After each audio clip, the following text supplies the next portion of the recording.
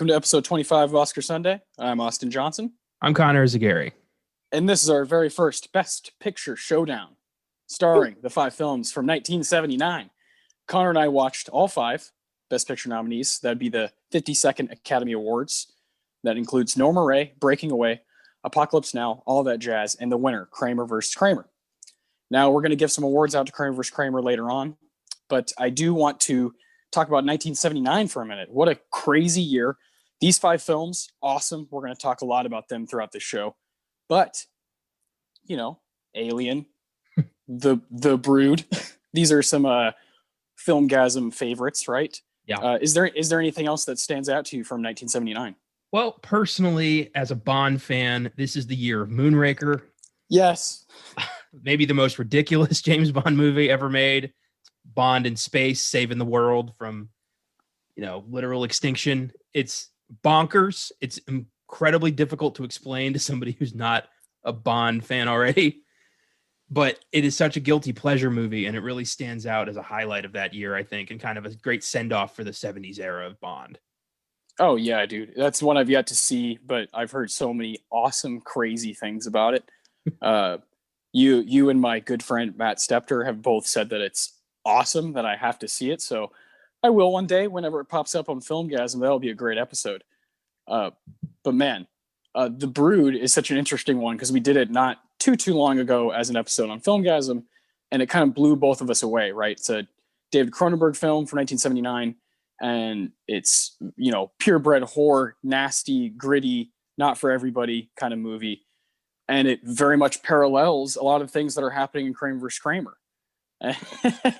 And, so I decided to do a little research because this is my second time watching Kramer vs. Kramer, and watching The Brood, it was like, oh, what the fuck? What's going on there? And, I read a little bit about it, and Cronenberg had heard about this movie, Kramer vs. Kramer, and read the script, and, it was like, oh, I'm going to make something that's more, realistic to me. And of course, Cronenberg, this wacko, this guy who had made, at the time, what did he made? Rabid, Shivers. Let's see, Shivers. Yeah, this is the 70s, so this is early Crony, and this is when he's doing really, really, really bizarre stuff.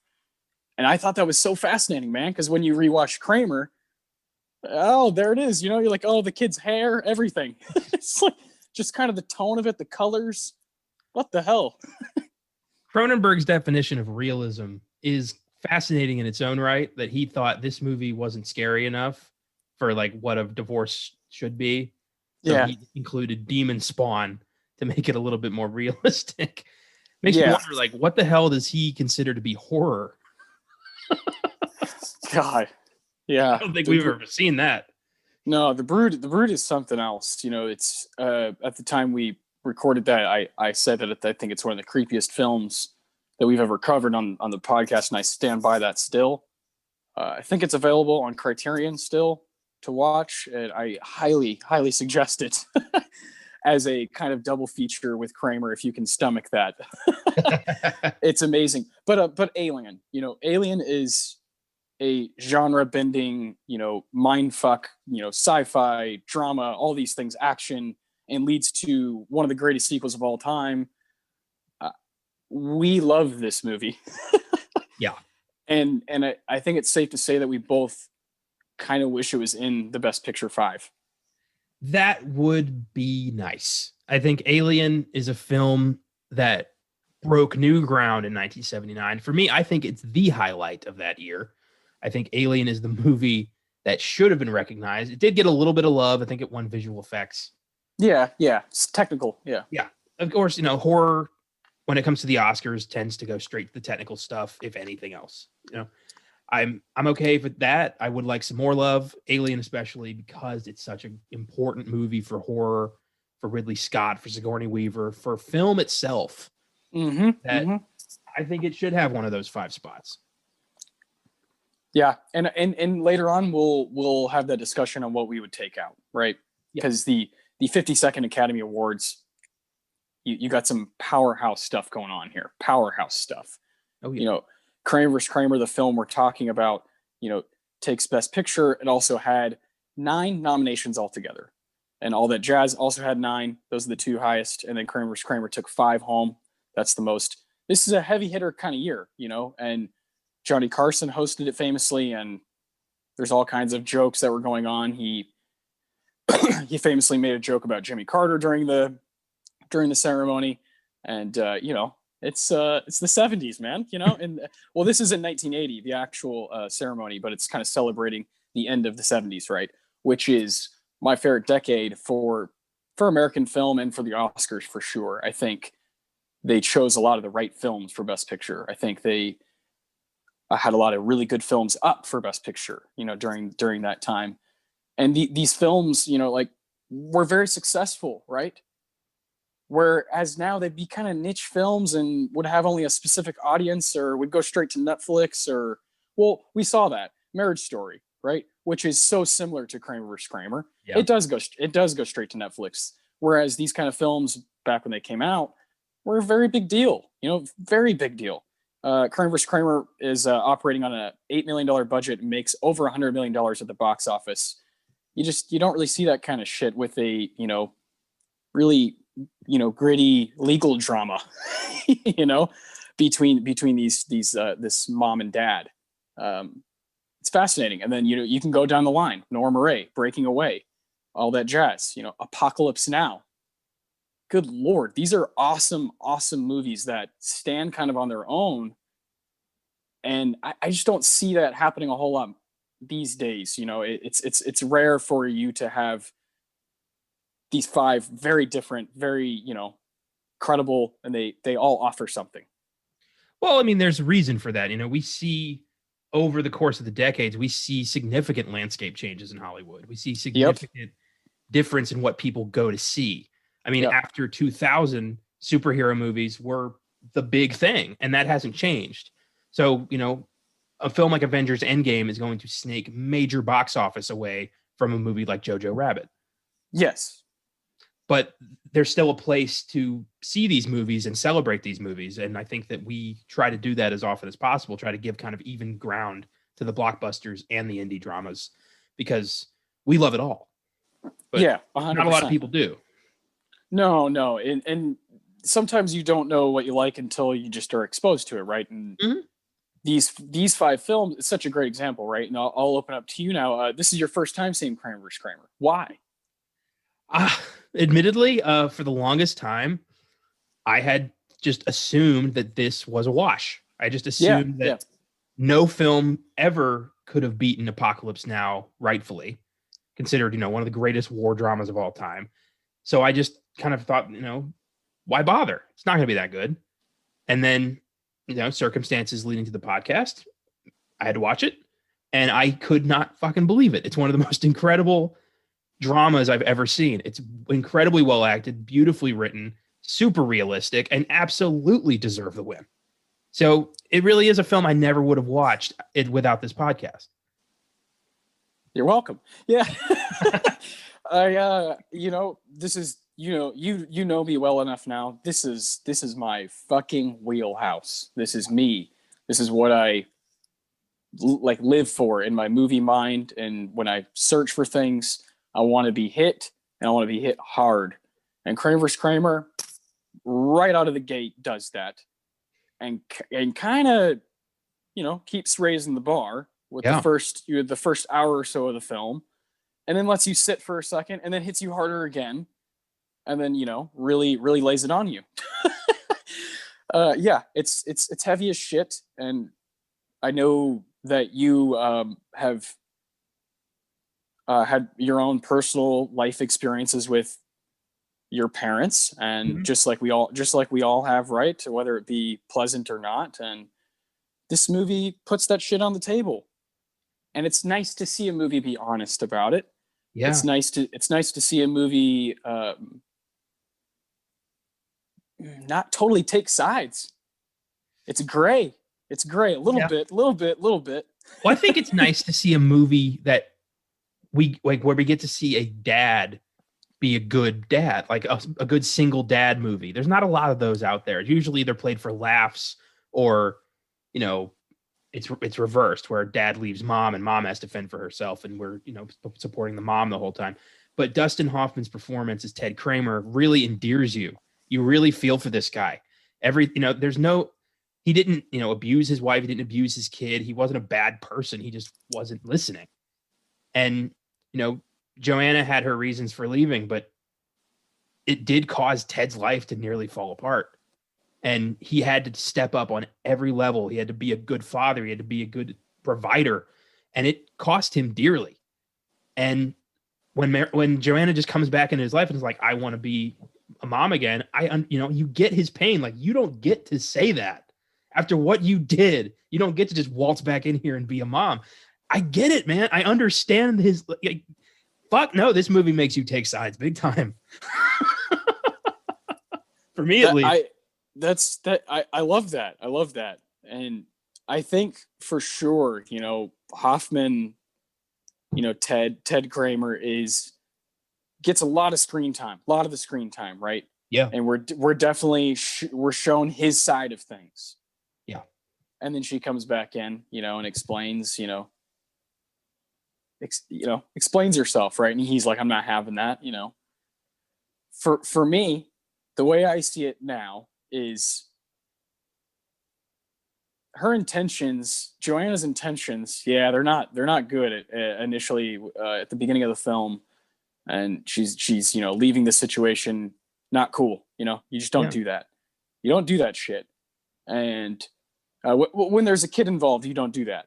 Yeah, if there was no kid, do it. Go do you. But when you have a child, there's an entirely new level of responsibility that you are bound to. And to break that responsibility is fucking horrific.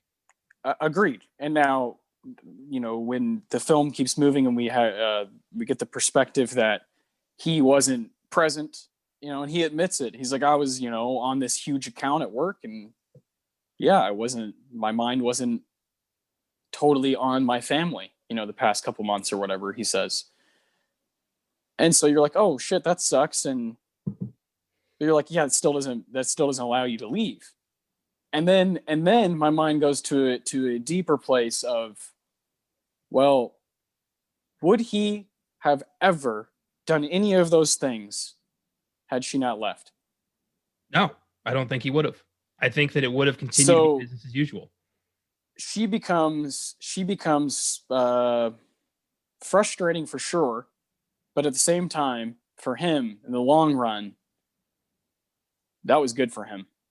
It was good for him because that was a toxic relationship. It was about to become really bad. And he. Well, yeah. I mean, I have a feeling when we give out the awards for Kramer vs. Kramer, we're gonna talk a lot about just certain scenes. Yeah. Because there are moments, right, where I'm like, oh my God, Ted's becoming a man. And it's it can kind of relate to anyone. For me, I have a daughter who's almost 2, and there's a few scenes in there that are like, oh my God, yeah, that shit's real. When you and another little human are just hanging out, that's it. For them, that is it. There's nothing else going on. They're hanging out with you. That's it. That's what's going on. They're looking to you for what's the next thing. And it is frightening, and this movie captures that. It also captures the parental stuff, and whew, it's a big one, man. It's a big one. I love that you stand behind that Alien defines 1979 though, because it does. As far as the horror, the sci-fi, the genre thing, and how it is so ahead of its time, right? Yeah. Kramer vs. Kramer could be made in almost any decade, Yeah, last year. Exactly. Noah Baumbach, well done. That was an incredible homage and a fantastic film. Added some awesome twist to it, to that kind of storytelling. Alien's like a Beatles album. It's just like, it's ahead of its time. It doesn't really make sense that it came out when it did. How is this over 40 years old? I don't know, whereas these other films, you get it, you understand it, okay, yeah, these are 70s movies. And Alien, whoa, no. So I love that you stand by that it kind of defines, because I kind of feel the same way. I love Kramer, I love Apocalypse Now, I love all that jazz, and I love Norma Ray, holy shit. But Alien is just this powerhouse, badass movie that just, because it kind of went under the radar with the Oscars, I kind of like it more. Well, when I look back at films, of the previous century, the big thing I always look for is legacy. Yeah. What lasted, what still holds up today, what established, a franchise or a director's career, an actor's career. What movie do we have to thank for what we have today? And Alien is right at the top of that list. Yeah. Yes. Yeah. It influenced so many things. And again, spawned one of the most badass sequels of all time. Yes. Yes, indeed. I think you like the sequel better, don't you? I do. As much as I love Alien, Aliens is a balls to the wall, beautiful bastard of a movie. It's one of the best 80s films. Yeah, for sure. So good. I love it. Well, let's talk a bit about, some of the awards that Kramer vs. Kramer was nominated for at the 52nd Academy Awards. So we'll start kind of with the minor stuff, work our way up to that Best Picture conversation, because we did watch all 5. Yes, we did. And we have a lot to talk about. And for you, that would have been, you would have been rewatching Apocalypse Now. Yeah. But the others were, you were watching for the first time? Yes. Okay. And for me, I was rewatching Kramer, Apocalypse Now, and All That Jazz, but I had never seen Norma Ray or Breaking Away. I love when it's, going in blind is a cool feeling, because you don't know if this is going to be trash or if this is going to be one of your new favorite movies. You never know. And I love that.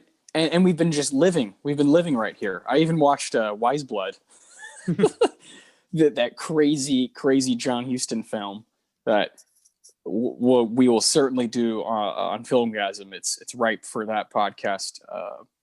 Brad Dourif. Oh boy.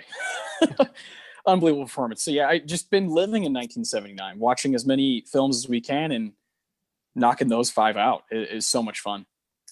Hell yeah, man.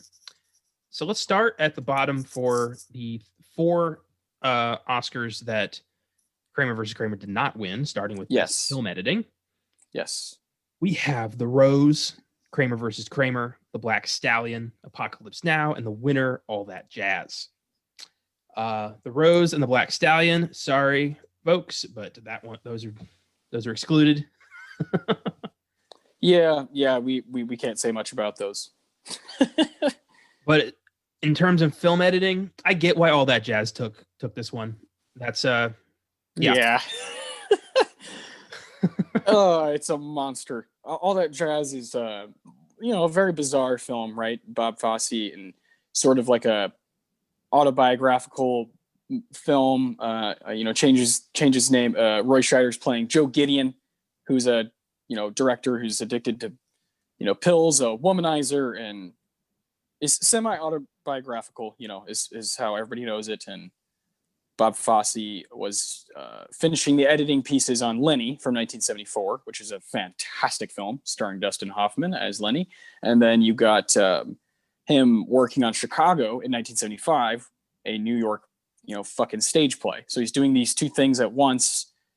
And the film, All That Jazz, is kind of about that process, right? And kind of an alternate, take on it. And it moves like nothing, like nothing you've ever seen.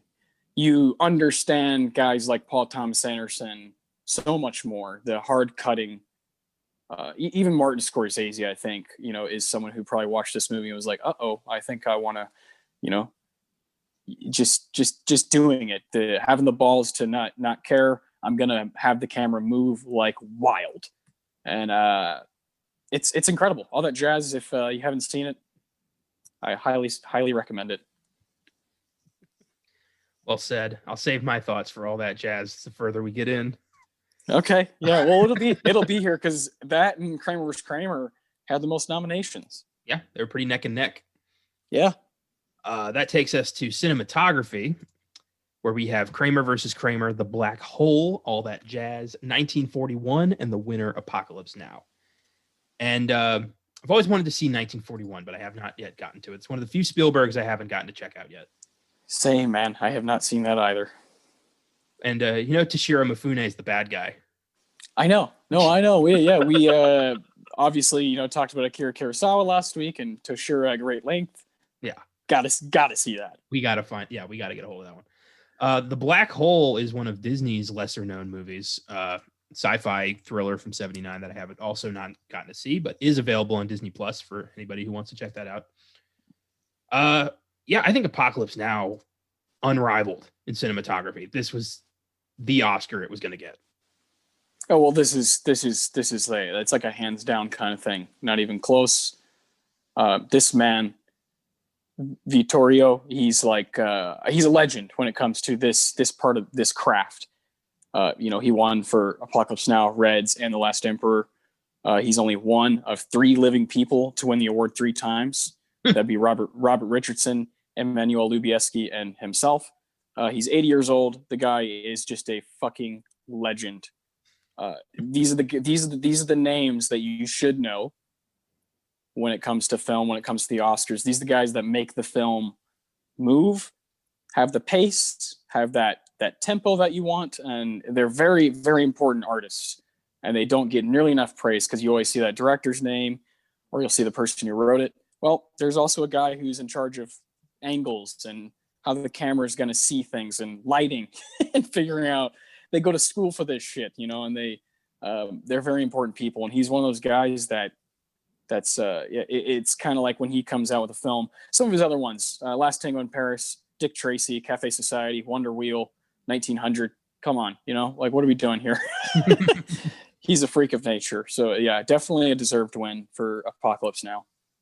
Yeah, and if you want to learn more about cinematographers, they come up on the credits as director of photography, and those are the guys you want to keep an eye out on. We clearly have much love for cinematographers. When we named our best scene award after Roger Deakins, maybe the best to ever do it. Yeah. I mean, I think for us, for fans our age, our generation, I think Deakins is the guy that will just he's been around for all these films we love to rewatch and go back to, and of course his input in the Coen's career, right, is huge. Hell yeah, man.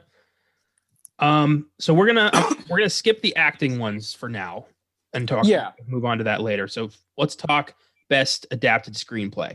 Yes, which Kramer versus Kramer did take. We have Norma Rae, A Little Romance, La Cage aux Folles, Apocalypse Now, and Kramer versus Kramer. And this screenplay is pretty tight. I think this is well deserved. But Norma Rae, I think, was its competition here. Yeah, Apocalypse Now, of course, has so many wonderful, wonderful bits and these pieces of dialogue that will last forever. But I think you and I are both on the same page when it comes to the screenplay and the Oscar for screenplay. Tight is what we kind of want. Yeah. The Kramer vs. Kramer screenplay is something I looked it up actually online, and it whips, moves like fucking lightning. So, and Hoffman's so perfect for that. We love that kind of writing. We did a episode on Sorkin for episode 23. So yeah, we love that kind of tight style. Hell yeah. And Apocalypse Now is a cool movie. It's not that strong in the story department. It does kind of just jump around a lot. And it's based on a novel from 1899, so it reimagines a lot. I wouldn't call it a good adaptation, but it is a great movie.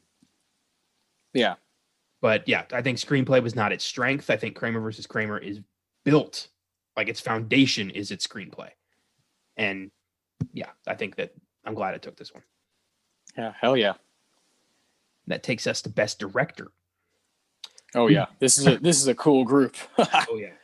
We have Edouard Molinaro for La Cage aux Folles, and I don't speak French. That's the Birdcage, the original version. Peter Yates for Breaking Away, Francis Ford Coppola for Apocalypse Now, Bob Fosse for All That Jazz, and the winner, Robert Benton for Kramer versus Kramer. Coppola versus Fosse versus Benton. This is crazy. And I do think that Benton should not have gotten this one. What say you? You think Francis Ford Coppola? Yes, absolutely. I think the shit he went through to make this movie, the constant setbacks, the fat Brando, the Martin Sheen heart attack, everything that went wrong, that man should have gotten gold for the masterpiece he crafted with all that shit. I agree with you especially when you know all that stuff, but I think it's kind of obvious even before that. Apocalypse Now, you would think would be the film that you and I would tackle from 1979 for this show, but we wanted to send around the winner, and I'm glad we did, because Kramer vs. Kramer is so strong. But Apocalypse Now is obviously the dude movie, yeah, of this group, of this Oscar ceremony. Yes, and it's hard to, we're both 25-year-old dudes. It's hard to kind of talk about it without just being like, oh my God, incredible shit. Because it is, because that's what it is. I feel the same way about Fight Club and Pulp Fiction. It's like, sorry, you're just going to hear me, you're going to, that's just how it is. It's one of those films, and that's 100% because Francis was behind the camera, in the chair, in control of what was going on, quite possibly at the peak of his craft when it comes to directing. The guy coming off those two Godfather films, he's just so special to the 70s. To kind of finish it off with that, I don't think it's just something you should give to him for that. I think it is that good of a movie, and I think it does move that well because of him. Robert Benton, great stuff, and Bob Fosse, just really, really out there. But not everybody is going to dig all that jazz. Whereas Kramer vs. Kramer, Apocalypse Now, it's going to be a hard time for me. It's going to be hard for me to understand if someone doesn't like it. And as much as I did enjoy Breaking Away, I think you take out Peter Yates, and I think you put in Ridley Scott for Alien. Oh, come on. Yeah, no doubt. And Ridley Scott would be second place right behind Francis. So yeah. Killer. Let's talk actors. Yes, let's do it. So Justin Henry was up for Best Supporting Actor. He is still the youngest nominee to ever be nominated for an Oscar at 8 years old. 8. Unbelievable. How old is Jacob Tremblay? Like 12 or something? Yeah, I think he missed the boat on that one. Yeah, I was just wondering. I know there's been, the child from Beast of the Southern Wild. I think she was 9. There's been those, those random ones that there's this string of talent that comes out of this child. It's crazy. And Kramer vs. Kramer, Justin Henry is a huge part of why this movie works. Yeah, he's fantastic. For I heard, I was reading into the trivia, him and Hoffman would improvise scenes. Like, the kid was committed. I'm impressed. Oh man, Hoffman. Yeah, we'll get to him. So his competition, we have Mickey Rooney for The Black Stallion, Justin Henry for Kramer vs. Kramer, Frederick Forrest for The Rose, Robert Duvall for Apocalypse Now, and the winner, Melvin Douglas, for Being There. Being There is another 79 movie that has been on my radar for a long time, but I have not yet gotten a chance to check out. Peter Sellers, and I would like to watch that at some point. Of course. And Melvin Douglas, this is also interesting because Justin Henry being 8 years old, Melvin Douglas was like 78 or something at the time. So that's the largest gap ever, and probably will be for the rest of time. 70 years between nominees. Incredible. And as much as I love Robert Duvall in Apocalypse Now, just this crazy surfing lieutenant colonel who's just like, fuck it. Like, fuck Charlie, we're surfing. Crazy. But I do think Brando should have been up. I think. Oh, yeah. Yeah. But it's weird because I don't want to give him credit for this. All right. So Marlon Brando showed up to the set of Apocalypse Now, 50, 60 pounds overweight, and he had not read the script. They wanted a burly, badass, Marine general like this, or colonel. This guy was supposed to be like, fucking Patton. But instead, Brando was like, fuck everything. I'm going to see how far I can go before somebody tells me to fuck off, and did that the rest of his career. So, but despite that, they filmed him in shadow to make him look more menacing. and hide the fat. And we got one of the creepiest, most intimidating villains of the 70s in Colonel Walter E. Kurtz. And Brando, I think, should have been up for that. Yeah, I agree. I think it's kind of weird. This guy was so celebrated by the Academy, and of course he had his issues with the Academy. We talked about that. We did On the Waterfront. I think that was episode 10. And Brando is. We've talked about how he's arguably the best. He's in that territory, and so it is just interesting that he wasn't even nominated. It is weird, I think Martin Sheen got like big time ignored. I wonder why Robert Duvall was the one who walked away with a nomination from the cast of Apocalypse Now. It's a fairly minor and kind of underwhelming role, I would say, compared to everyone else who really shines in that movie. Yeah, I agree. You never know with these people. You never know what they're gonna do. It's weird. It's like, let's go Robert Duvall. Yeah, it's been a minute. Yeah. Let's talk Best Supporting Actress. This was interesting. We had two people up from Kramer versus Kramer. First up, we had Mariel Hemingway for Manhattan, Candice Bergen for Starting Over, Barbara Barry for Breaking Away, Jane Alexander for Kramer versus Kramer, and the winner, Meryl Streep, for Kramer versus Kramer. And yeah, this was kind of like nobody was taking this one. This was her, Streep's first Oscar, one of 3 she would win throughout her career, still ongoing, probably going to get nominated next year for God knows what. And I think she's very strong in Kramer versus Kramer. She's playing such a character who is doing something so despicable, but there's something about her performance you can't help but just pity her. It's very strange. Oh yeah, you get an influx of characters that remind me of this character, of Joanna, Skylar White from Breaking Bad. This kind of like kind of gray shit. You're kind of in it for the wrong reasons sometimes, but also I don't know. It's so tough, and that's life. Authentic. It's super authentic. And Meryl Streep, for her to be doing this, the Deer Hunter, and doing this, and then Sophie's Choice in the 82, and just starts off right out of the gate, becomes Hollywood's darling, and kind of takes the mantle.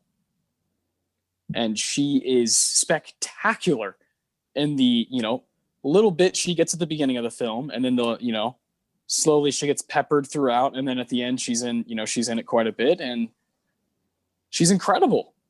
She's incredible. What Scarlett Johansson is doing in Marriage Story. Come on, like it's crazy the influence she has. Meryl Streep, the subtlety, the professionalism that she carries. Streep is the fucking bomb, man. She's incredible. 100% deserve this. Even I haven't seen the others. I would love to. I haven't seen Starting Over. Manhattan, I need to see again. I've only seen it once, but I have a hard time. Meryl Streep, that's just a heat check, like perfect performance. It is pretty remarkable. And I think that I remember reading that the original, like the way the character was written is as a pure cut and dry villain for the story. But Streep brought such a unparalleled humanity to that performance that it really does kind of force you to stand in the middle. Yeah, for a minute, you like, at least you're thinking about it. You think about it. Until the lawyer brings up the injury at the playground, I was on the fence. But the second that happened, I'm like, oh, you cold bitch. But then it was like, I didn't do it. It's an inch. Yeah, we'll get to it.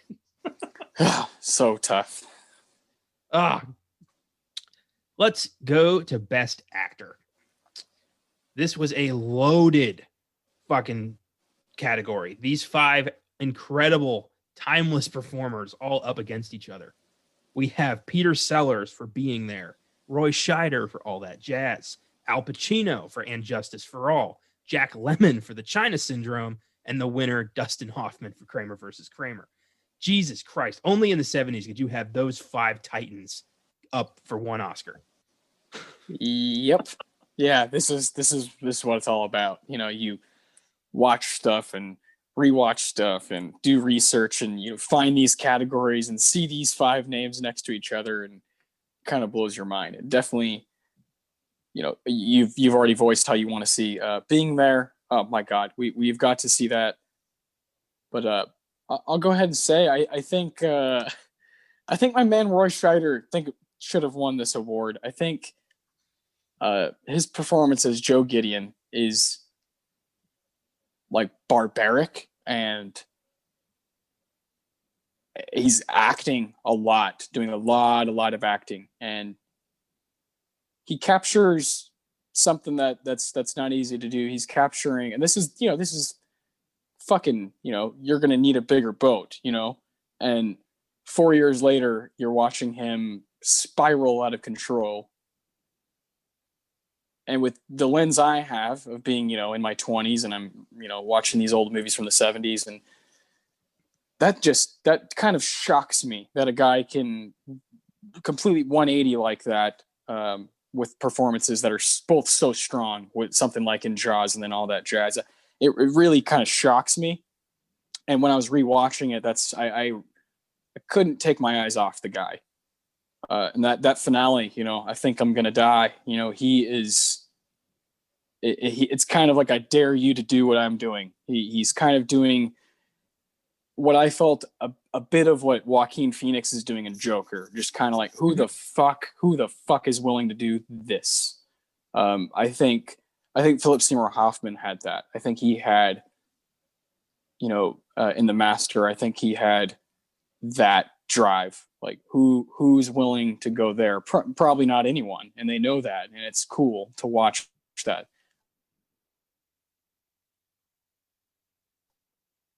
I love performances that go there like that. So I think Roy Scheider should have taken this. Interesting, because if we're talking those five, I'm on Team Hoffman. I think Dustin Hoffman doing things in Kramer versus Kramer that very few actors had the ability to do at that time. I think that he transforms into Ted Kramer, just a regular dude who's forced to, step up and be a dad for the first time in his life, really. It's a mesmerizing performance. It's a beautiful performance. It's humanizing. And I think I'm glad he walked away with gold. But in a perfect world, this Oscar goes to Martin Sheen. Yeah. Yeah, for sure. In a perfect world. Isn't it funny how I last year I thought Adam Driver should have beat Joaquin Phoenix. And now I think in 1979, I think Roy Scheider, the weirdo performance, should have beat the Hoffman, the really authentic, just incredible Hall of Fame performance from Hoffman. I have no problem with him taking this. He also, when he's walking around the city, you realize how short he is, Yeah.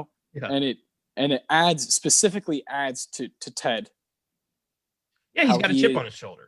Oh yeah, and how the way he's carrying his briefcase and his papers, and just kind of like, the buildings are swallowing him up, but he's willing to fight, and he's just swimming through the city. Like, it is incredible how it's able to capture that while it's also doing all the family stuff and all the stuff with Justin Henry. Crazy. So good. Well, in the opening, in the first part of this movie, we see him suffer the ultimate emasculation. His wife leaves him, and he keeps saying, oh, she'll come crawling back. Oh, she's going to call. It's going to happen any day now. And she's gone for like 2 years. And he has to build himself back up. That's what the whole movie is about, is Ted Kramer kind of finding his own strength in a way, his own strength of being a father and being there for his son, and knowing that nobody else is going to do it. He has to do it. And that's just so powerful to me, that drive and the way Hoffman plays it. He could be a colossal dick the whole time. He could be an abusive husband. He could be a bad person, but he's not. He's just a guy who wasn't paying attention when it mattered the most, and he's suffering for it. Yeah. Oh man, that's fascinating. So good. And Hoffman, like, this is a guy who at the time, he's one of the biggest stars in Hollywood. Yeah, definitely. Yeah, he's just obviously The Graduate, he starts off in the, late 60s, and then just has a run through the 70s that obviously ends in 1979 with this. and he wins alongside Meryl Streep. And I did a little research on him, and what was this film, what was it like making it? And apparently it was not very much fun with Hoffman. No. He forced an actress or two to quit, to not want to be on set anymore. And the most interesting thing I read about the process of this film and Hoffman himself was the scene when Ted and Joanna were at the cafe. I don't want to step any toes for the awards, but he you really watch, if you really watch Hoffman in that scene, if you just try to stay glued to him, he's thinking of what to do. He's thinking of something to do. And so he starts moving his glass around that has wine in it. He starts moving it around, and then when he stands up, because he's really angry with the conversation, he stands up and he hits the glass against the wall. And when he hit that glass in real life, no one knew he was going to do that. That's not something that he was aware, Meryl Streep was aware of. He just kind of did it. And, shards of glass flew into the back of Meryl Streep's, into her hair and onto her neck. And this is a young woman who's first coming into Hollywood, right? Yeah. And she's working with a guy like Hoffman and thinks, oh my God, I get to work with Dustin this, and Dustin at the time is a guy who's staying in character pretty much 100% of the time on set. Yeah. And he's, grabbing ladies and, feeling them up and doing this and that. And it's fucking horrible to read that stuff, whether it be before or after watching the movie. That sucks, because what he's doing in the movie is art, is like it's craftsmanship. Yeah. And we both obviously are totally okay with him winning the award, and but that can't that can't go that can't go unchecked. That shit is not cool. And if that happened today, your ass would get kicked off the set. You wouldn't be in the fucking movie anymore. And that's 40 years later, right? So that kind of stuff still shocks me.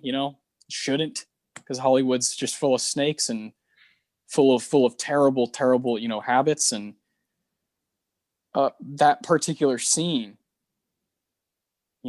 sometimes it's hard to swallow as a movie fan, that sometimes that's what it takes for greatness, is for him to do that, slam that glass against the wall with no one knowing, for that scene to be that powerful. And, of course, Meryl Streep had a very Meryl Streep,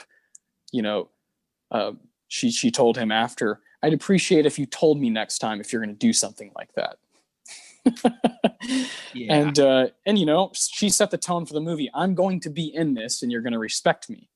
And, of course, she has the career she has because she stood her ground right away. But that didn't stop Dustin. And, there's all kinds of problems on set. And you watch the film and you're like, what? How? It's gold. Like, how? That's, when you grow up, you start realizing that there's people that are making these movies, right? And it sucks, man. It sucks to read that stuff. I don't know if you had any knowledge of all that, but it's frustrating. Hoffman's got his stories, right? There's stories about Hoffman in the 70s and throughout the 80s and whatnot. And the guy seemed to be kind of a womanizer, and that's not cool. Dustin Hoffman is, in, like, for lack of a better word, kind of a monster. Yeah, from what you read, he comes across that way. Control freak, method actor, womanizer, sexual harasser, if the story is believed. Yeah. And yeah, I do think that he's a bastard, but I do separate the people from their work. And I think the performance of Ted Kramer, well, it's done now. Yeah. At this point. There's nothing you can fucking do about it now. And when you watch the movie, you're not doing something bad. I just think I think it's good for people to know what was going on, right? If you're like a grown up and you want to really learn about movies, and I think it's healthy to be able to separate the two and realize that there's a difference between real life and what's happening on the screen. Yeah. And in the case of Kramer vs. Kramer, it just happened to be one of those sets that was probably not the safest for people to be on, because Hoffman was, yeah, like you said, a monster. But he wins the award, and him and Streep, there's pictures of them that are kind of awkward. They're both holding their holding the gold. It's a little awkward. They don't look that happy. Well, she never worked with him again. And no. You really want to hate the man? Hear this. So this, I could not believe. This is the most fucked up shit. I couldn't believe Is this also dealing with Kramer or different? Yeah, this is same. Oh, here we go. Something else he did to Streep. I probably read this because there's a lot. There's other actresses that literally quit. Yeah. It's crazy. This was personal, which is weird. So, yeah, I know. So the year prior, Meryl Streep's longtime lover and really the love of her life, character actor John Cazale, passed away from cancer. Yes. And she was very much still in mourning. She was, very hurt by that. She channeled a lot of that pain into her performance. Dustin Hoffman knew that and would whisper John Cazale's name into her ear before they would film. That is fucked up. That is that's mind fuck shit. I hate, like, that really turned me on Dustin Hoffman. Like, as a person. Yeah, 100%. I read the same thing. It's there's like 10 of those kinds of stories out of just this film, And if you don't believe us, look that shit up yourself. That's adult shit, And it didn't. None of this affected his career. He went on to, he won another Oscar in '88 for Rain Man. Had a very, successful career. Kind of slowed down recently after the allegations, but the performances, both Kramer versus Kramer and Rain Man, terrific movies, unbelievable performances from him. But as a person, kind of detestable, and I would never want to meet this guy. No, I wouldn't either. I don't even know. I guess to sign my copy of The Graduate, no thanks. No, I'll just wait till I die, and I'll get Anne Bancroft to do it. Yeah. So Team Bancroft, yeah. So that takes us to Best Picture.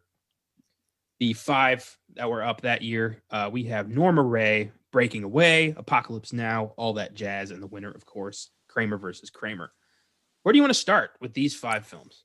I want to just take it from the bottom, because we have not really talked about Norma Rae, because there is no Best Actress nominee for Kramer vs. Kramer, because, Meryl Streep's for supporting.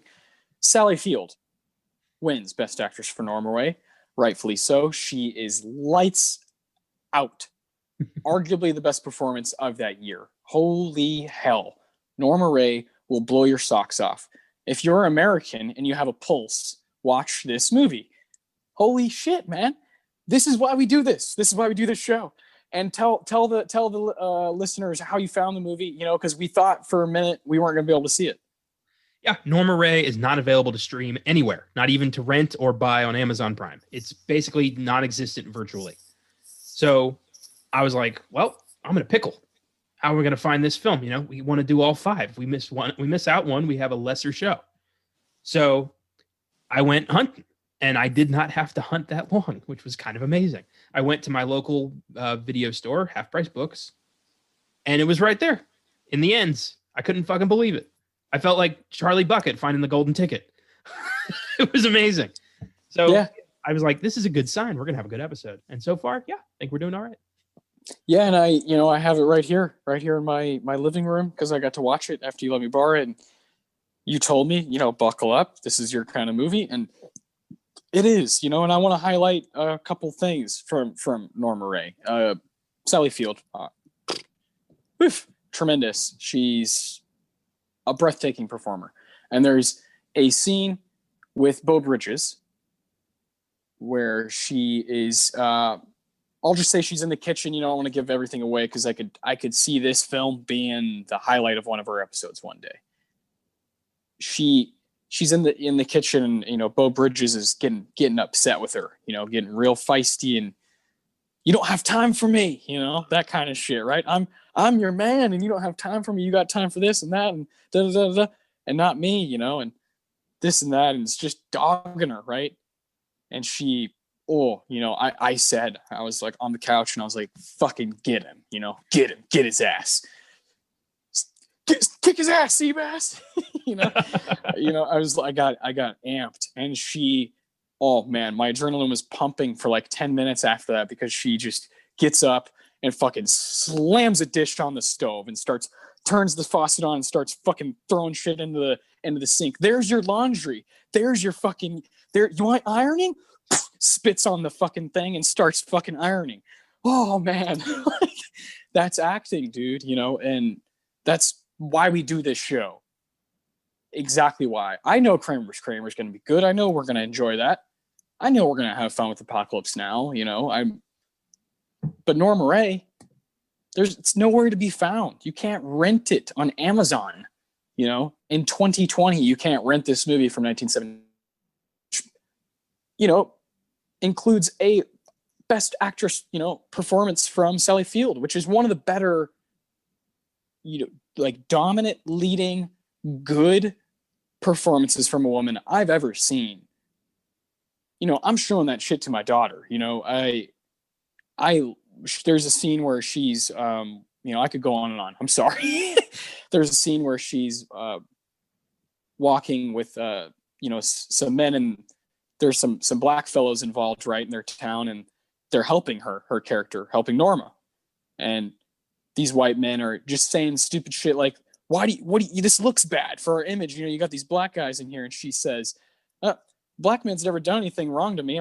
Only white men have. Like, man, motherfucker. Like, yes, like Sally Field is just fucking punching left and right and just slinging that shit. And like, I couldn't recommend it more. It's a movie that females need to see and males equally need to see, because she is just standing up for fucking people. I loved it so much. I'm so glad you found it. Me too, man.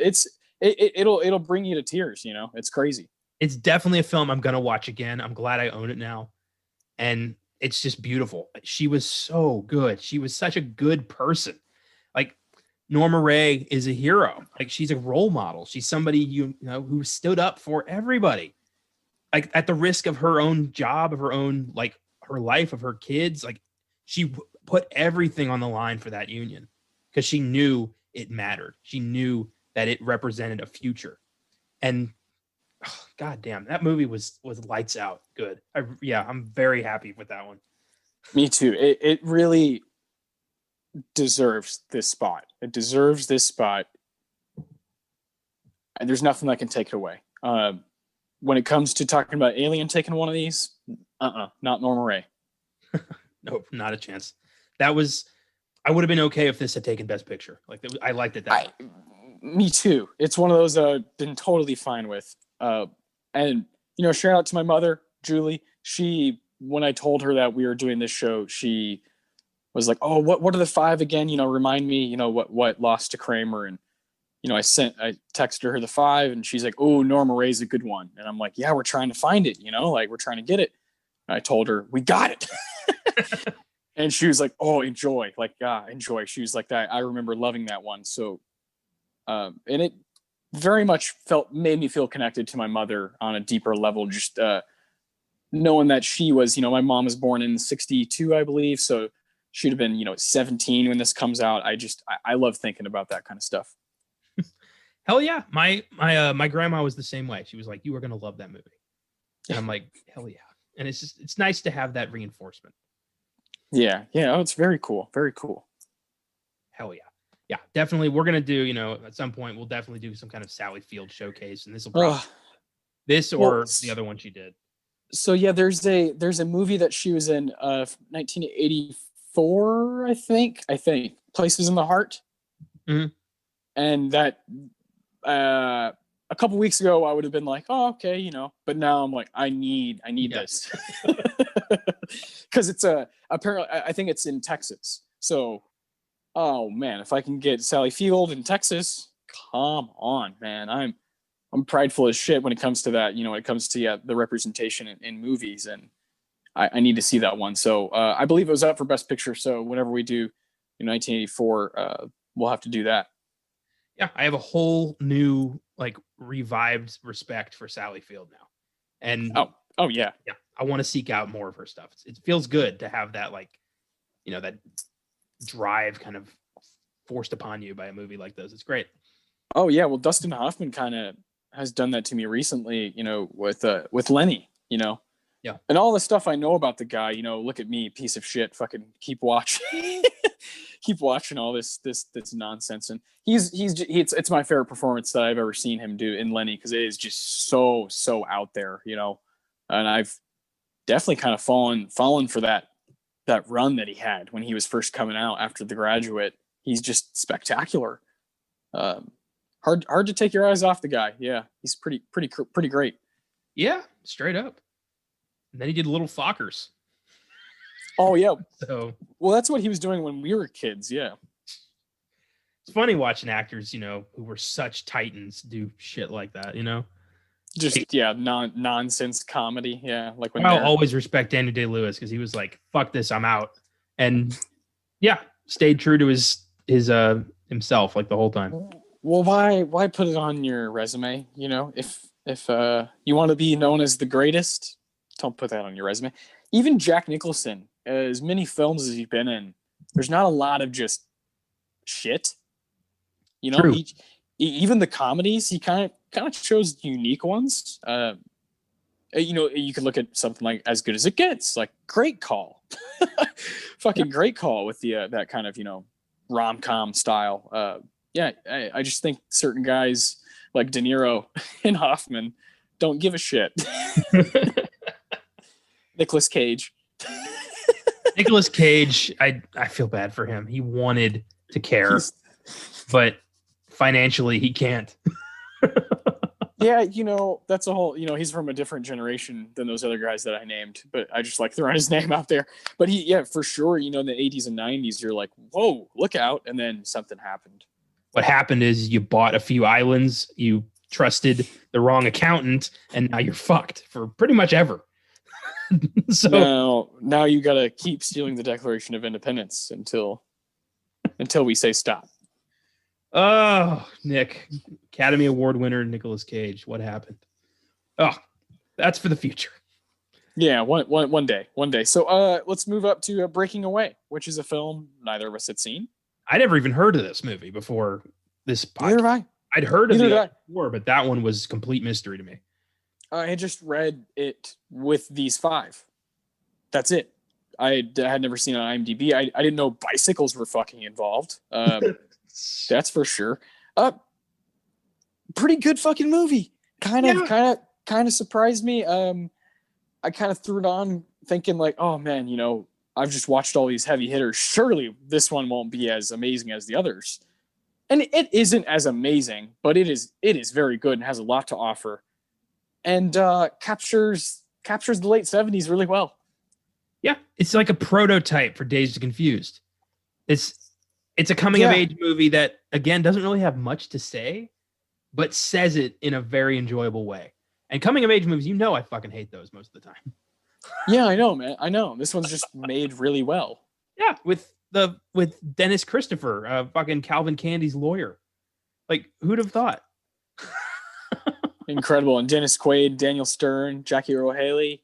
Jackie Earle Haley, at least he's like 18.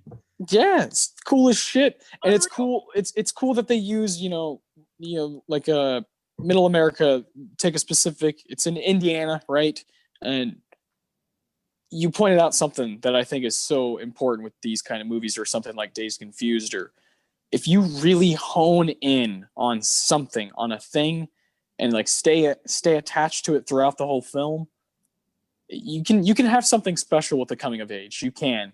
It takes a special writer to really get how kids talk and how teenagers talk. And these guys are, like just graduated high school. So it's like that age where they really think they're untouchable. Yeah, and I think Steve Tessich did a great job. He won the Oscar for Best Original Screenplay for this movie. Exactly. It's a very well written thing. I love the whole, obsessed with Italian culture until they fuck him over. Yeah. That was brilliant. Daniel Stern's like just kind of dumbassery, like getting his hand stuck in a bowling ball. Like there's so many great moments in this movie, and it was a heart warmer, and I liked that. Like I enjoyed it. I was like, this is nice. This is good. Yeah, man. I'm glad I'm watching this. And if it weren't for this show, probably never would have seen it. No, it would have completely passed me by. I never even would have heard of it. Yeah. And again, this is a movie that operated on a $2 million budget and made $20 million. I just don't even know if this movie gets made today. I don't know. It gets made. I think maybe, it gets made on Netflix or it gets made on Amazon, but I don't think it gets a theatrical release. Yeah. Fantastic. Yeah, probably not. Yeah. That's also not that easy to find. It's a rental on Amazon or Vudu, but it's a good movie. It's worth the $4. Yeah. Yeah. I think so. I think if you're trying to, get the full perspective here, it is necessary, and it's not just a wash. It's good. It's probably the one I would take out for Alien, but it's really good. It's not the one I'd take out, but we'll get to that. Oh God. How dare you? Bob Fosse's masterpiece. We'll get there. We'll get there. But first, let's talk Apocalypse Now. One of the most definitive war movies ever made. To a lot of people, it is the Vietnam War movie. And it's hard to argue that. It's quite a movie. Basically, we're following Martin Sheen as he is tasked with assassinating a renegade U.S. Army colonel who has set himself up as basically a god in the jungle. And the movie is his journey to get to Cambodia to kill this guy and the adventures he has along the way on a riverboat. And yeah, it's a bonkers good war movie, straight up. If you haven't seen Apocalypse Now, I can't believe you're listening to an Oscar podcast. I find it very hard to believe that anyone listening would have not seen Apocalypse Now, like even a couple times. Yeah, it is. It's one of those. It's one of those must-sees. I think our statement about Alien being the definitive 1979, I think a lot of people would say that Apocalypse Now is the definitive one, and that's totally fine. Yeah. I think Alien is just so ahead of its time with the sci-fi and horror aspects. But Apocalypse Now is probably the most, dissected and, talked about and discussed movie. You mentioned how the set was just bonkers.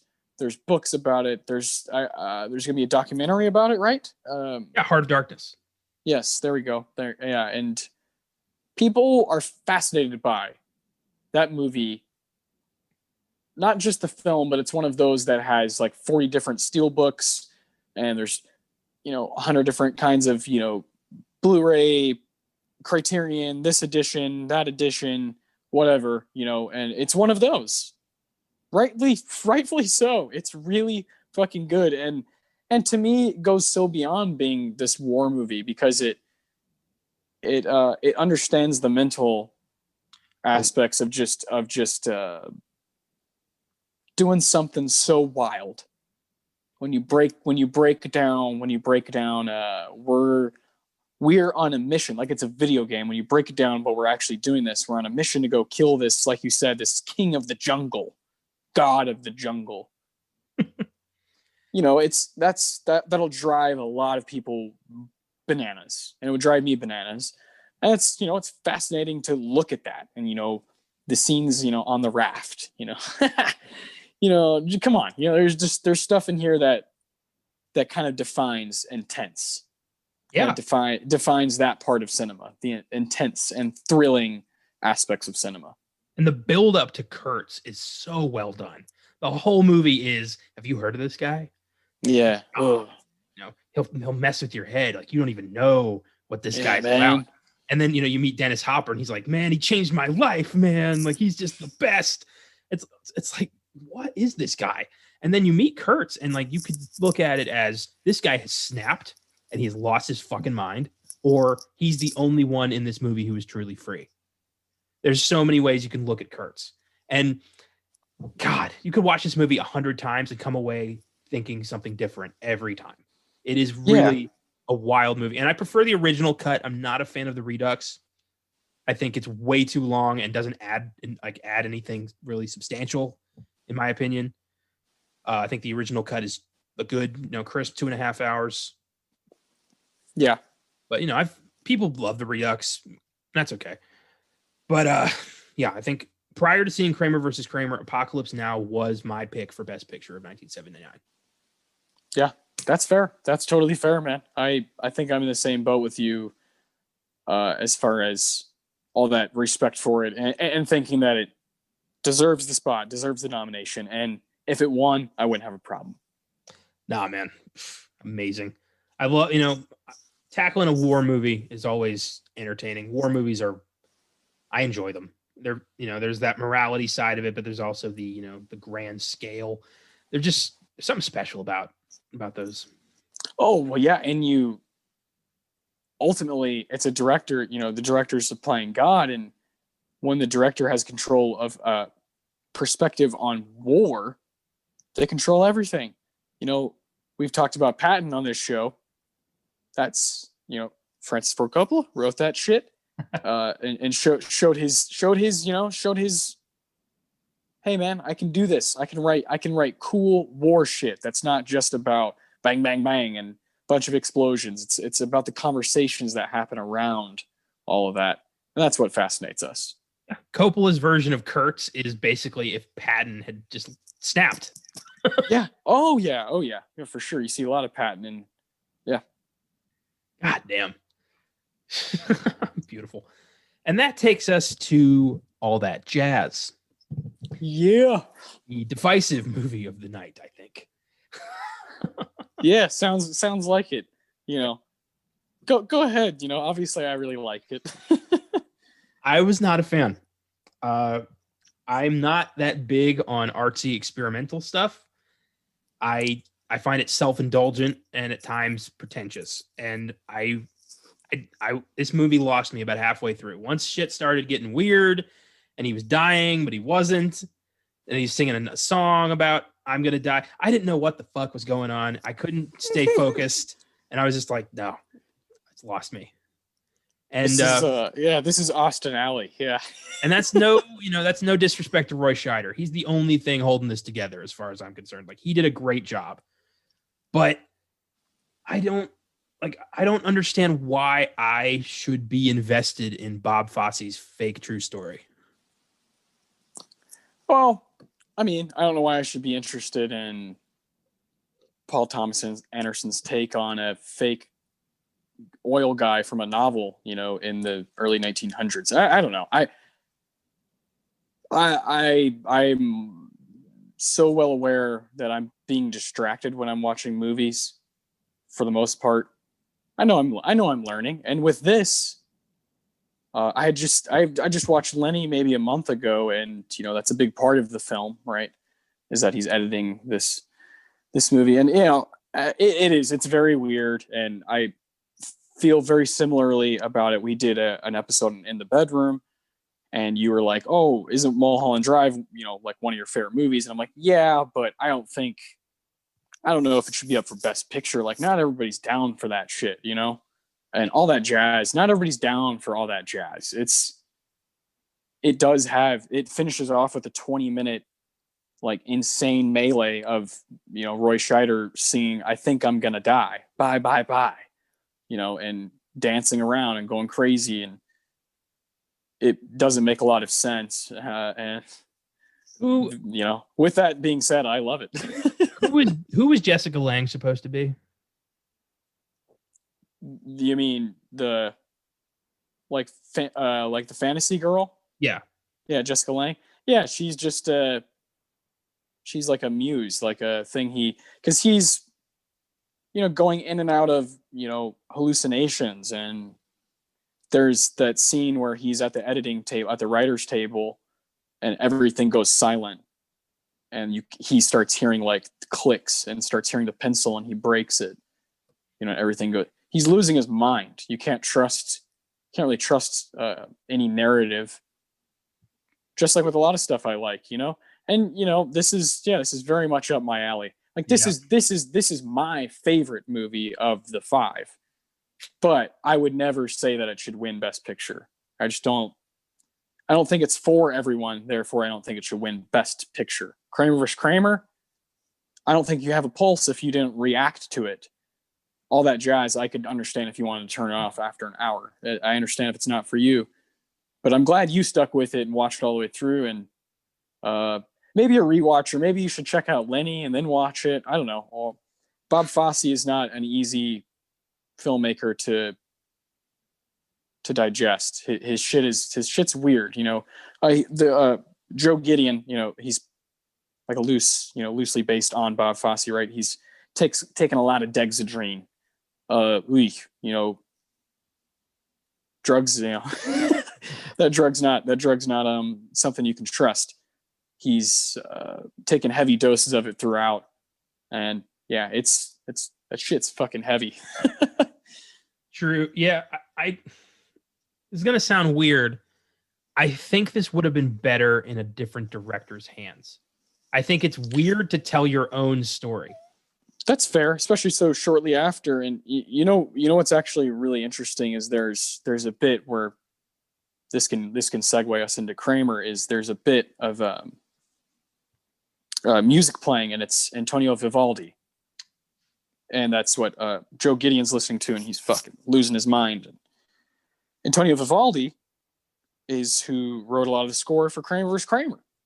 Yes, and is a very important part of the movie. And I thought that was so interesting when I heard that. I was like, oh, what is that? It's fucking Vivaldi. Oh, what the hell? That's crazy. Those connections within the same year. So cool. I totally get it, man. I totally get that all that jazz is not, I kind of knew it wasn't, it's not in your bag. It's not something that, but I do hope you rewatch it one day after maybe seeing Lenny or stuff, Cabaret, Sweet Charity, whatever you feel like doing. He's a wacky guy, and died like 8 years after all that jazz came out. So he was like in his 50s when all that jazz came out, and died at 60. So very, very tough life. Yeah, and maybe that is true. Maybe that is a point. I have not seen any of his other work. I mean, I saw Chicago on Broadway, but that's about it. Yeah. And I don't know. Maybe I do need to kind of understand who he was before I watch, before I can really commit to that one. There's a point there. I understand that. Well, I mainly point out because Lenny, I think, is a stronger overall film. I think it makes a lot more sense. It definitely jumps around a lot, and you have to be paying attention, but you know what the narrative is. You know that Dustin Hoffman is playing this shitbag comedian, and you're watching his life unfold, and Bob Fosse, for him to so shortly after just put that into all that jazz, how he's editing it. And I can't remember who it is that plays the character that's kind of Dustin Hoffman. That guy was hilarious. But no, the first time I saw all that jazz, I fell in love with it because it was so wacky. And then now that I have seen Lenny, I do respect it more. That kind of cinematic, that magic that's just within the magic, I love that stuff that kind of overlaps each other. It's really cool. It is these films that really kind of show the different ways that we approach these movies. And I like that we occasionally, like rarely, get to disagree. Yeah, it's probably good for the show. Yeah. It's funny because, all that jazz is very much a visual, artistic film, and it's not very narrative driven. And that's just, I prefer a narrative. Yeah, no, it totally makes sense. A lot of my favorite movies are built off atmosphere or emotion, and this feeling of how the camera's moving. And sometimes I definitely will disregard. I'm a big Terrence Malick fan, so like Knight of Cups, what the fuck is happening? I don't know, but the way he's filming Christian Bale is pretty cool. That's just that's a difference in our fandom for it, and I wouldn't change that shit for the world. I think it's really cool, and I kind of knew it. I had seen all that jazz, and I kind of knew. I was like, man, that one's wacky. It's a real weird 70s movie, but but I'm so glad you were able to see it, to see it for yourself and to finish out the 5. Yes. And it's funny you mentioned Malick, because Terrence Malick is a filmmaker I haven't explored specifically because I know he's going to piss me off every time. So I'm hesitant to go into Malick. I understand. We'll slowly do that on this show, slowly, because you don't want to have a full on Terrence Malick week. You don't want to. No, you can't do that. I'll wait till we do The Artist and I'll watch Tree of Life. There you go. Yeah, there you go. I love the Tree of Life. Yeah, yeah, that's a great movie. Well, that takes us to the winner, Kramer versus Kramer. IMDb score of 7.8, Rotten Tomatoes score of 88%, box office gross $108 million, and 5 Oscar wins. Where do you want to start with this one? Oh man, Kramer versus Kramer. We've obviously talked a lot about certain aspects we love, and we're going to give some awards out for it. But I do want to bring back up how special I think it is that this movie made $100 million in the theater in 1979. I just want to kind of look at, what films are able to do now, and I think Marriage Story is such a good one to look at because it is kind of a good comparison of a movie that goes straight to Netflix, doesn't really do a whole lot. It's a movie that operates on an $18 million budget. Times have changed, $10 million more dollars. That's just how time goes. But we can't, what's amazing about this is there is no pure actual number because of Netflix. Yeah. You can't totally attest for, was it a profit? Did they profit off of it? How much did they sell it to for, did Noah Baumbach make money? Like, how did he pay those actors? All these questions we can't really answer. And it's so weird to think that Kramer's Kramer in 2019, we wouldn't know how much that movie that Meryl Streep and Dustin Hoffman were in made. We wouldn't have those statistics. That wouldn't be the thing people are lining up to see on the weekend. It's 70s are special, man. it changed, and we're going to see that throughout the show. We're going to do a Best Picture Showdown every 5th episode. This is the first proper one we're doing. We kind of flirted with it in 1948 when we did Hamlet, and we were like, hey, yeah, let's take that to the next level. And that's what we're going to do, from here on out, every, 5th episode.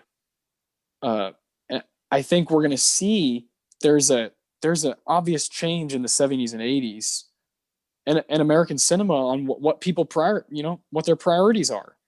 And it changes with Star Wars, in the late 70s. And as that gets really popular and Indiana Jones and all these things happen. And I think Kramer vs. Kramer just hit it at the exact right time, kind of waving goodbye to that style of filmmaking. Because you just don't see a whole lot of them directly after that. It takes a Marriage Story to come out years after to really do that. It's so fascinating. True. But then, like the very next year, you had Ordinary People. Yeah, but that's so I don't know if that's not a good movie though. I haven't seen it yet, so I can't judge that yet. I do think it's not a jarring difference. It is more of a gradual over the decades decline in, and especially in the Oscars. Yeah. Because when film started, dramas were the blockbusters. Exactly. And as, film technology grew, so did the limits of what the human imagination could create. And, Star Wars really is kind of the linchpin and all that, where you just look at that film and it completely blew people's minds. Because no one had ever done anything like that before. And then after that, everybody was doing that. Yeah. So it is cool to see these trends and kind of earmark one specific film that changed everything. Oh yeah, for sure. And the Oscars, Ordinary People, and Amadeus, they definitely throughout the 80s, they're still the Oscars. But you see it, you look at the box office, you look at the numbers, where the money is, and it's fucking fascinating. It's fucking fascinating how Star Wars really got the gears grinding. And in the 80s, it just fucking blows up. We talked about Back to the Future. Holy shit, one of the biggest American movies ever. Yeah. And that doesn't have 70s written all over it. It has 80s written all over it. And Kramer has 70s written all over it. And I love that. I love when you can just fucking distinguish that right away. And I love that Kramer feels like it's a love letter to its own era. And I very much appreciate that. So let's give out some fucking awards for it. All right, let's do this. All right. So we have, for anyone who's listening for their first time, thank you for being with us. We have 4 awards we give out. The first one being the Tarantino for the best line or quote, the Ennio Morricone for the best music moment, or it could be a needle drop, soundtrack, score moment, whatever it may be. Then the Philip Seymour Hoffman Award for best performance of the movie. And then the Roger Deakins, which goes to what we feel like is the best moment of the movie. I'll let you start with your Tarantino. So my best line hit me like right at home, because this happened to me. It's right after Joanna leaves, and Ted calls up their neighbor Margaret to find out, like, was she talking to you? What happened? Why did she leave? And Margaret's like, well, she's unhappy. We've been talking. I think this was very courageous what she did. And Ted drops the line, how much courage does it take to walk out on your kid? And I was like, fuck. Oh, because you reverse the roles, and that happened to me when I was 4 or 5 years old. And like the first half, not the second half, there was no custody battle. But that movies like this hit me on a very personal level because of that. And that line really just, like, my heart skipped a beat, and I was like, shit, he's got a point. He's got a very good point. That's my Tarantino. Oof, that's a great one. And I most certainly felt that one, while watching it this time, and knowing that we're going to be talking, definitely felt for you when I was watching it. And this next line's not going to be any easier. My Tarantino goes to another tough moment here, and it's from Justin Henry. And he's at a friend's house, and Ted's late, like 20 minutes late, but that's fucking late when you're a kid. That's fucking late. Yeah. And Justin Henry, actor Billy, says, all the other mothers were there before you. Oof. And, that's because all the moms were picking up, the kid and the kids, but not in this situation, because the mom's not there. And so the dad has to be the mom and be the dad. He has to bring home the bacon. And that's when you're like, oh man. And he's forced to make a decision. It feels like right there in the movie, he's forced to make a decision. Either my son is my top priority and then my job, or it's my job, then my son. And he starts to decide that it's his son, and fucking good on him. Yeah. And I don't know if we're going to get to this in our awards, but I just want to point out, fuck his boss for making him make that decision.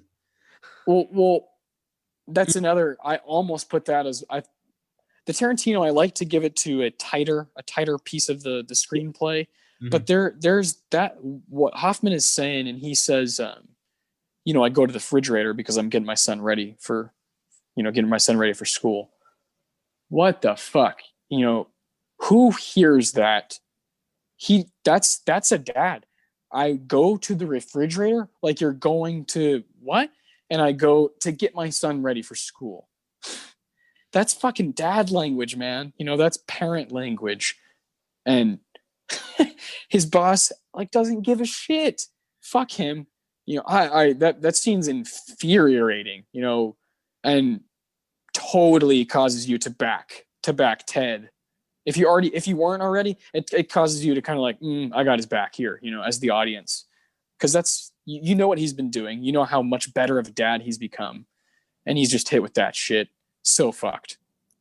Is it weird that when I do want kids someday, but I think about how much these films are going to affect me so differently when I have Yeah. kids. I'm looking forward to that more than most other things.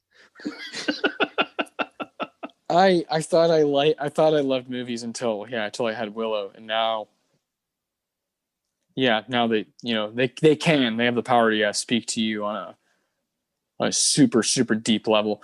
I'll go ahead and point out something real quick, like this Ted Kramer reminds me of Marlin from Finding Nemo, and he's just fucking trying, and tries to find ways to relate and do this, do that, and Marlin like tears me to pieces. Now, Finding Nemo before Willow was born, I liked it. Thought it was dope, visually stunning. But now, Marlin tears me to fucking pieces. That's a tough one. And Ted Kramer does the same kind of thing. They remind me a lot of each other, Marlin and Ted. A great shout out. That's fantastic. It's a good movie. It's a great movie. What's next? The Ennio. What do you got for the Ennio? This just made me laugh. It's the bit where Ted is walking home and he's walking past the street musicians and they just break into Vivaldi, and the film progresses. I thought that was very cute. Well, okay, that's perfect because I wrote down Antonio Vivaldi, the intro music at the beginning. When it becomes a part of the film. They're like characters all of a sudden. I love that. And also the Vivaldi stuff that happens in all that jazz. It's just really cool. It's really cool that he's a part of cinema in that way. Yeah, absolutely. Well, this the Hoffman, the Philip Seymour Hoffman Award. Who does it go to for you? Admittedly, all four of our principal actors here do a phenomenal job. All four are lights out great, but I got to give this to Dustin Hoffman. I feel like I would be trying to be cute if I didn't give it to him.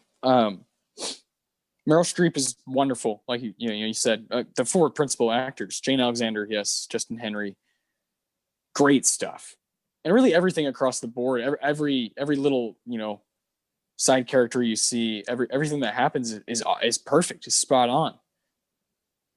But you don't have the movie without Dustin. You just to me, I like the first half a little bit more than the second half. I love the second half. I love those moments in the courtroom, but that first half, when you're diving into the relationship of father and son, and just kind of going through the trenches with them, and then coming up out of them, and Hoffman for sure is the heart of what's going on. So weird that such a bastard did such a great job playing such a noble character. That's right. It sucks that's what it takes. That's what it takes for that kind of greatness in a film. Yeah. I would hope not. Damn. Yeah, man. So Dustin Hoffman. Yeah, I think the Hoffman goes to Hoffman. Yeah. That's always the most predictable of our awards, I think, so far at least. Last week we had a difference in Rashomon, but typically, it's going to be hard when we have the one performance, the PSH who won the movie.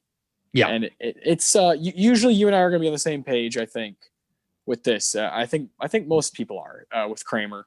Mm-hmm.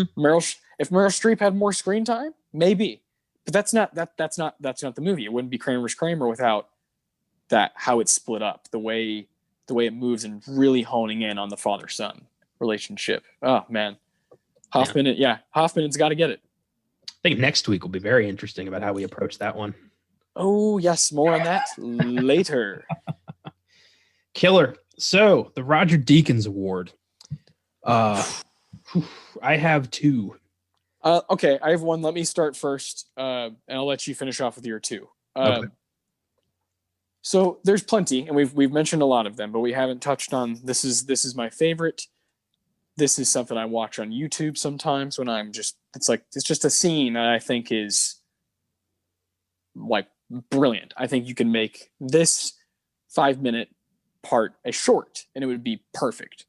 And it is when Dustin Hoffman, Ted Kramer is up in the morning, And it's that initial morning when she's not there. And you have Dustin Hoffman, Ted Kramer, making breakfast. And he's got to do the French toast. He's got to make himself coffee. He's got to get orange juice. And he's all over the place. And for whatever reason, it becomes the most difficult thing ever. Doing just making breakfast, a thing that Joanna does every day. The mom does every day for 6-7 years. And watching him do that and struggle and burn his hand and God damn it. And he gets mad because she's not there. And I find that scene to be extremely moving without even trying. It's just magic. It's cinematic beauty. It's again, I think you could make that a short and I'd watch that shit over and over. It's a really, really well crafted, well done, well executed scene. Absolutely. That was one of my two, actually. Oh, hell yeah. Hell yeah. It is a fantastic scene because it really shows how incapable he is of handling this on day one. He's never had to be a parent. He's just been the provider, but he hasn't had to do anything. And it really shows, it's not easy. Making breakfast sounds easy on paper, but it's not. No. When I love at the end. Not at all. I love at the end, you've got him making French toast again, but now it's, knows exactly what to do. He's doing it, his kid's helping him. They figured it out and it's nice. Beautiful. Full circle. Yeah. So since we already talked about that scene, I'm going to go ahead and include my runner-up as one of my two. I'll talk about this scene and then I'll talk about this, like my all-time favorite. I kind of had a ranking thing going. I could do the same thing. Yeah, I think there's plenty of stuff. So this scene I already thought was great, and then when I found out it was completely improvised, I couldn't fucking believe it. And it's the scene where Billy grabs the ice cream out of the freezer. He's already pissed at his dad. He blames his dad for mom not being there, and he wants to stick it to dad. So instead of eating dinner, he goes and grabs the ice cream. He gets a spoon. He inches it towards his mouth, and dad's like, you eat that ice cream, we're gonna have a problem. Like, don't do it. And he eats the ice cream, and dad just grabs him and throws him to bed. And he's like, I hate you. And dad's like, I hate you too, you little shit. Like, Jesus, man. And then later on, they're both like, I'm so sorry. And it's such a great depiction of just, the straw that broke the camel's back. I mean, everything he's been going through, everything he's had to deal with, this was the moment where he's just like, Gah!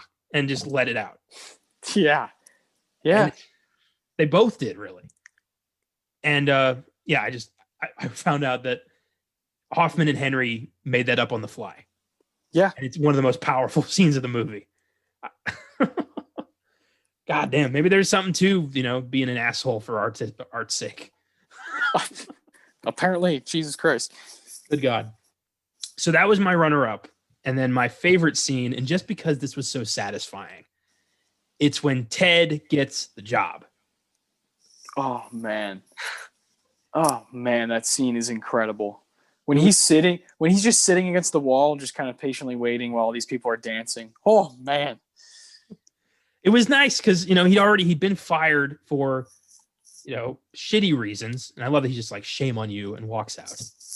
And he, his job seeker guy's like, well, nobody's hiring until after the holidays. And Ted's like, could you check? He's like, I don't have to check. He's like, check. Like, this is important. Like, he has to convince everybody to like hurry up. And I love that because it keeps making you think like he's not going to get anything. Well, he proves to the audience in those moments too that he's been around the block. He's earned his way up, so he wants to get what's his. He tells that guy, well, either you're going to call or I'm going to call, and I don't think you get commission if you don't call, so I think you should call. It's like, man, this guy, where'd you go to school? And the guy looks at him like, well, aren't we in a hurry? And like gives him an like, Mr. Big Shot. Yeah, like, you damn right I'm a big shot. I need a job now so I can go to court and get my son. It's so, like, it really shows Ted's determination here. Like, he could just be like, fuck it. But no, he's like, I'm going to find a job and I'm going to keep my son because he deserves to be at home. I love that. And he gets a call with his people, on their Christmas party. And he goes in there and is like, has to sit down, and they're like, this is great, we'll call you. And he's like, no, I need an answer tonight. Can I talk to somebody else? And they talk to the creative manager. And I love that the guy's like, well, we'll let you know after the holidays. And Ted just stands his ground. He's like, nope, this is a one-time offer, gentlemen. I'm willing to take a salary cut. I'm definitely overqualified. If you want me, I'll be right outside. Like, the balls, man. Like, just to say that is, to know that you are worth it.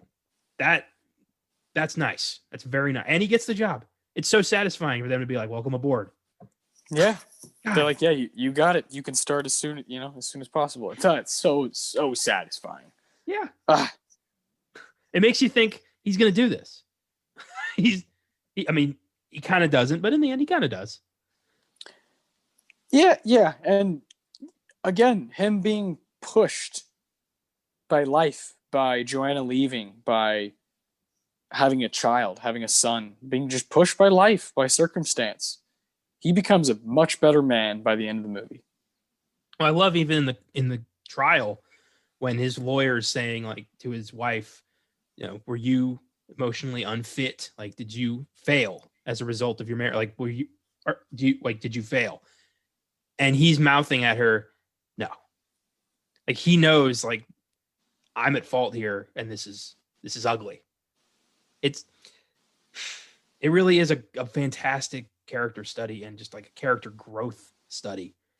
And damn, I'm so glad I watched this. Yeah. Kramer's Kramer is it's a must see. It's also really funny that it's rated PG.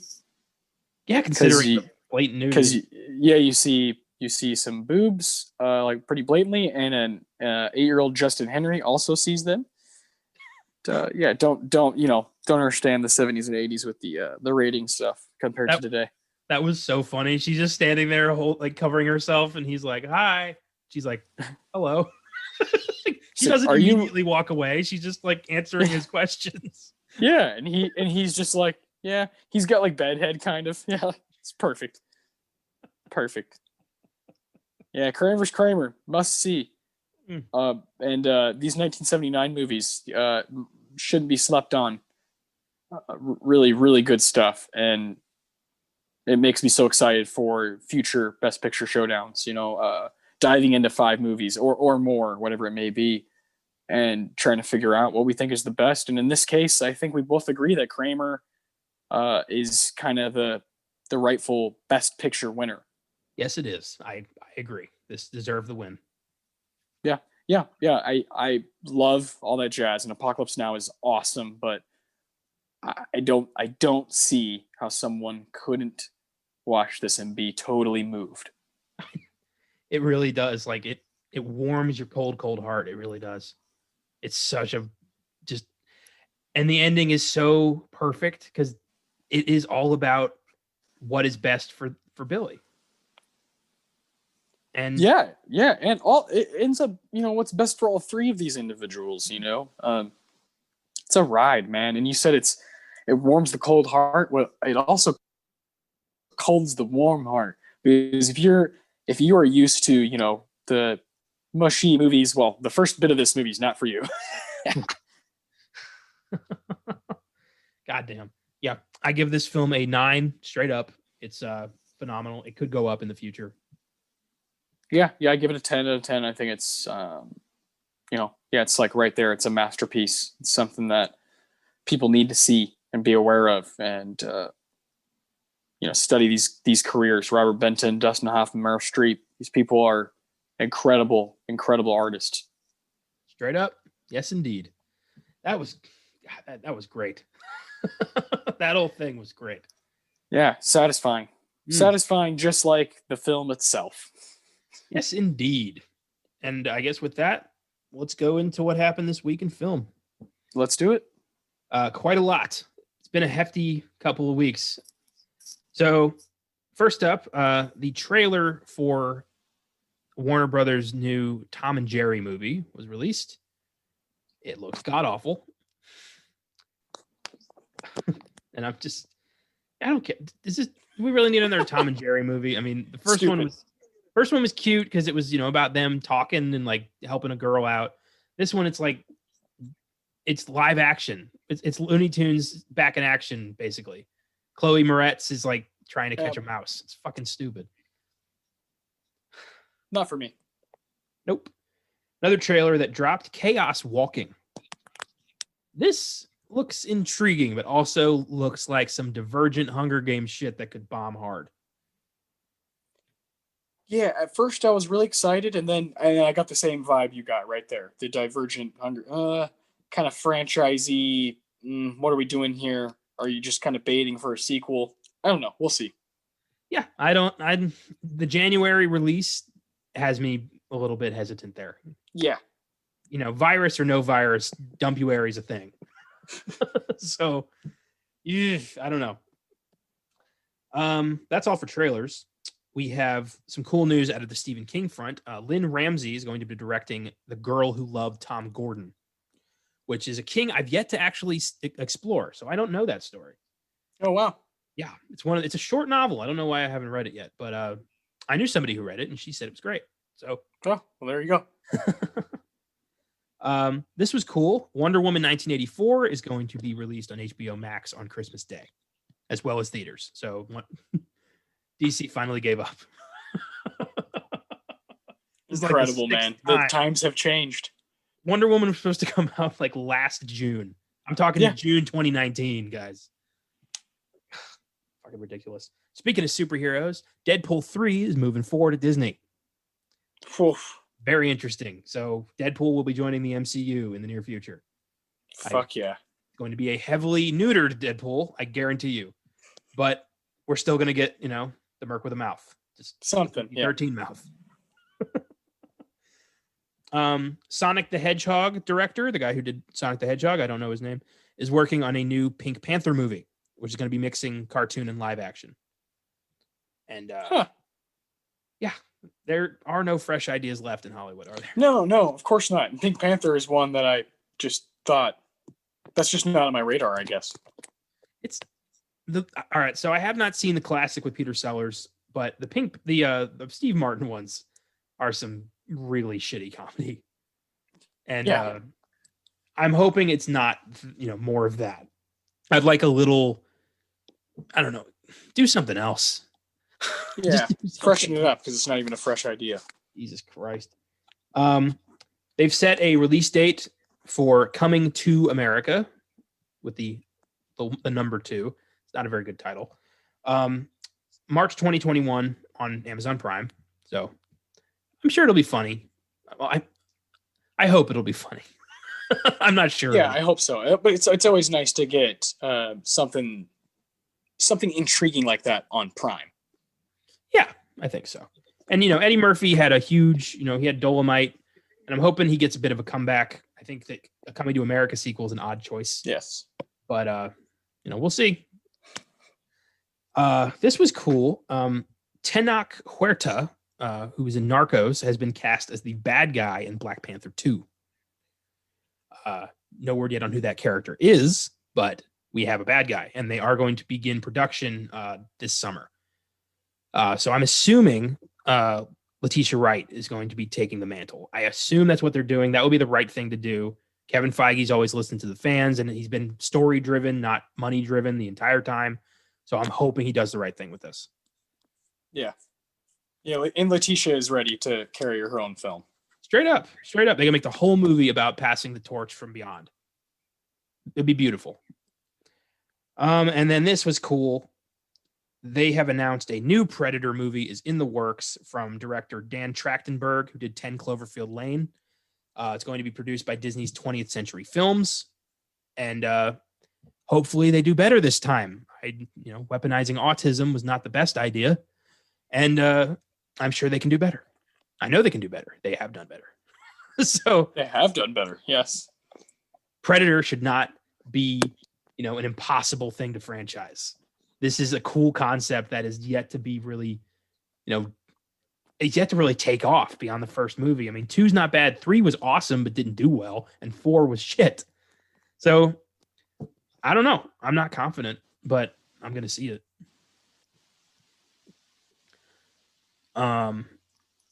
What I'd like to see is, how about some historical Predator, because Predator's been hunting, like they established he's been hunting on Earth for like thousands of years. So why not see like Predator versus the Vikings or something? Yes. Yeah. I think you and I are on the same page. If you're not going to come up with a new idea, you're going to rehash these characters and whatnot, then let's get wild with it. Do something fresh within it.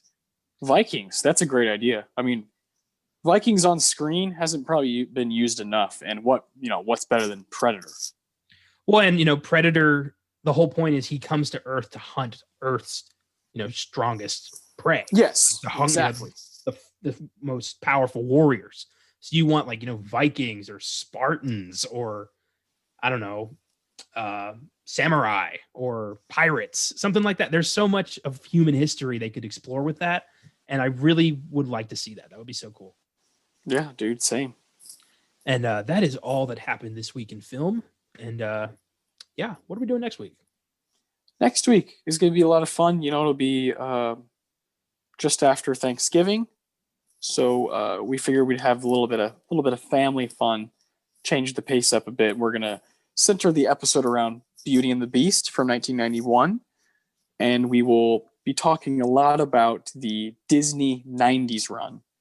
That would not include Pixar. That would be the, Walt Disney Animation Studios, Beauty and the Beast to Tarzan, 1991 to 1999. We'll talk about all that stuff. We'll give some awards out for Beauty and the Beast. Talk a bit about that Academy Awards because Beauty and the Beast was up for Best Picture, the first animated movie to ever do so. We're going to have a lot of fun with that. Change of pace. It'll be our first animated movie on this show. We're very excited. Hell yeah. I'm very psyched to go back into Disney. Their 90s run was my childhood, straight up. And it'll be fun. There's a lot of those films I haven't seen in a long time. So that'll be a great deal of fun. Yeah, and obviously they're all on Disney Plus, so you can check those out. And it's let's see if we can name them all. We got Beauty and the Beast, Aladdin, Lion King, Hunchback, Mulan, Hercules, Tarzan's at the end. What am I missing? Pocahontas. There you go. Oh, that's funny because that's my least favorite. Straight up. Yep, yeah. And Beauty and the Beast is up there. I really, really enjoy it. And I think it's right that we do that one first because it's the first animated movie to be up for Best Picture. Yes, indeed. Not to be confused with the Best Animated Award didn't come around until 2002, representing the films from 2001, where Shrek won. So it's a lot of interesting history with animated movies, and Beauty and the Beast seems like a good spot to start. Yeah, I mean, it'll be cool. I mean, there's no way it was going to take Best Picture away from Silence of the Lambs, but we'll talk about that a bit next week. Yeah, I mean, that's not really a conversation, but we will talk about how amazing it is that Beauty and the Beast got into that group. Yes, indeed. And we got a very special Filmgazm for you this week. Our newest team member, Julie Cervantes, is doing her first episode with me on 2015's The Gift. So we'll have that for you next Wednesday. And already recorded that, had a blast. And once again, welcome to the team, Julie. Hell yeah. Can't wait. Joel Egerton, Jason Bateman. Awesome stuff. The Gift is great. And I can't wait to hear that episode. And I think Julie is going to be a wonderful addition to what we're doing here. Oh yeah, man. Thanks for listening, everybody. This was a powerful one. We went deep on this one. Yeah, expect that, on these Best Picture Showdowns, we're going to be, trying to talk about, highlight and talk about 5 films and really, really dive into the one that won. And in this case, it happened to be a movie that we both love. That won't always happen. With Hamlet, we didn't really like it. There will be years where we will disagree or we'll think that it wasn't that great. It just so happens that 1979, we're both all in on Kramer. Just wait till we get to 2005. That's going to be interesting. Whoa! Hell yeah. Thanks for listening, everybody. Check out The Gift next Wednesday. Beauty and the Beast next Sunday. We'll see you then.